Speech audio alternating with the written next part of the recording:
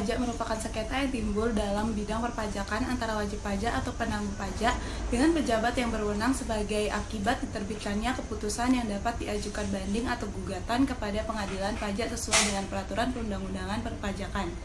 Hal ini termasuk juga terkait gugatan atas pelaksanaan penagihan berdasarkan Undang-Undang Penagihan Pajak dengan surat paksa. Sengketa pajak pun menjadi hal yang dihindari oleh wajib pajak, namun ada saatnya wajib pajak harus menghadapi sengketa pajak.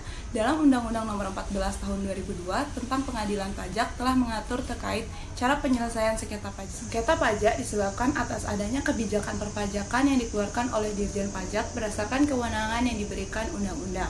Namun wajib pajak merasa tidak puas atas kebijakan tersebut sehingga mengajukan upaya hukum yang diperbolehkan sesuai dengan Undang-Undang Nomor 14 Tahun 2002 tentang Pengadilan Pajak.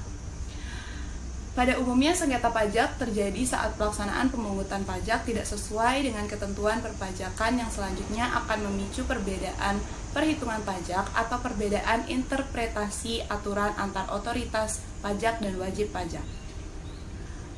Perbedaan pemahaman suatu peraturan tersebut umumnya terjadi saat terdapat peraturan yang belum pasti dan terdapat dalam gray area atau yang multitafsir.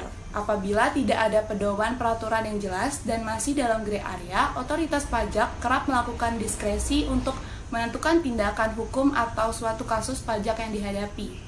Di satu sisi, diskresi telah memberikan kepastian hukum untuk kasus yang telah dihadapi saat itu. Pada sisi lainnya, diskresi pun dapat menyebabkan perbedaan perlakuan hukum bagi wajib pajak. Sementara itu, saat peraturan bersifat multitafsir, maka situasi yang paling sering terjadi ialah pembayaran pajak dan otoritas pajak akan memiliki posisi yang berbeda dalam penerapan dan ketentuan tidak diragukan lagi.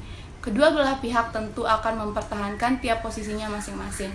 Saat kondisi ini berlanjut dan tidak ditemukan kesepakatan serta pemahaman yang sama, maka permasalahan tersebut akan diselesaikan melalui pengadilan pajak. Secara lebih lanjut, sengketa pajak pun cenderung terjadi saat proses pembuatan kebijakan pajak tidak partisipatif.